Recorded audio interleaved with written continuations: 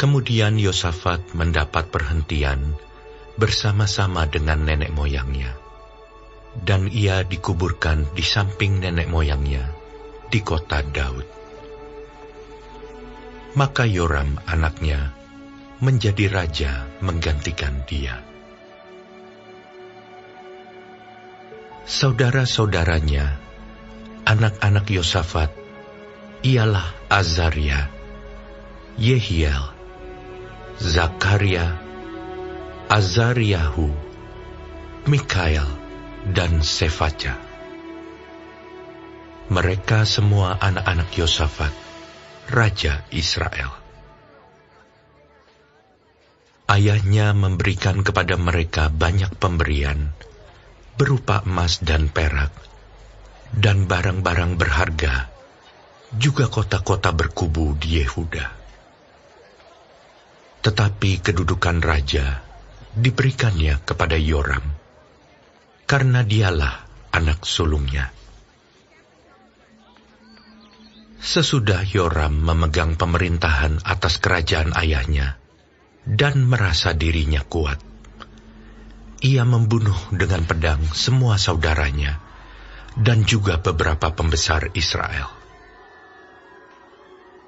Yoram berumur 32 tahun pada waktu ia menjadi raja, dan 8 tahun lamanya ia memerintah di Yerusalem. Ia hidup menurut kelakuan raja-raja Israel, seperti yang dilakukan keluarga Ahab. Sebab yang menjadi istrinya adalah anak Ahab. Ia melakukan apa yang jahat di mata Tuhan.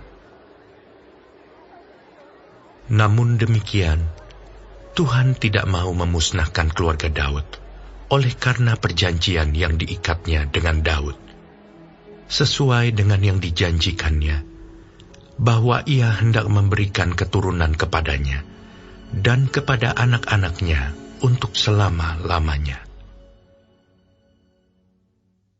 Pada zamannya, memberontaklah Edom terhadap kekuasaan Yehuda, dan mereka mengangkat seorang raja atas mereka sendiri. Maka majulah Yoram dengan panglima-panglimanya, serta seluruh keretanya. Pada waktu malam bangunlah ia, lalu bersama-sama dengan para panglima pasukan kereta, ia menerobos barisan orang Edom yang mengepung dia. Demikianlah Edom memberontak kekuasaan Yehuda, dan terlepas sampai sekarang ini. Lalu Libna pun memberontak terhadap kekuasaannya pada masa itu juga. Itu disebabkan karena ia telah meninggalkan Tuhan, Allah nenek moyangnya. Lagi pula ia membuat bukit-bukit pengorbanan di gunung-gunung Yehuda. Ia membujuk penduduk Yerusalem untuk berzina, dan ia menyesatkan Yehuda. Lalu sampailah kepadanya sebuah surat dari Nabi Elia yang bunyinya, Beginilah firman Tuhan, Allah Daud, bapa leluhurmu. Karena engkau tidak hidup mengikuti jejak Yosafat ayahmu dan Asa raja Yehuda, melainkan hidup menurut kelakuan raja-raja Israel dan membujuk Yehuda dan penduduk-penduduk Yerusalem untuk berzina, sama seperti yang dilakukan keluarga Ahab. Dan juga karena engkau telah membunuh saudara-saudaramu, seluruh keluarga ayahmu yang lebih baik daripadamu.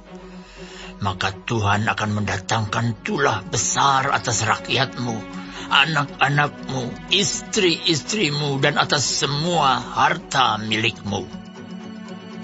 Dan engkau sendiri akan menderita penyakit yang dahsyat, suatu penyakit usus, hingga selang beberapa waktu ususmu keluar oleh karena penyakit itu.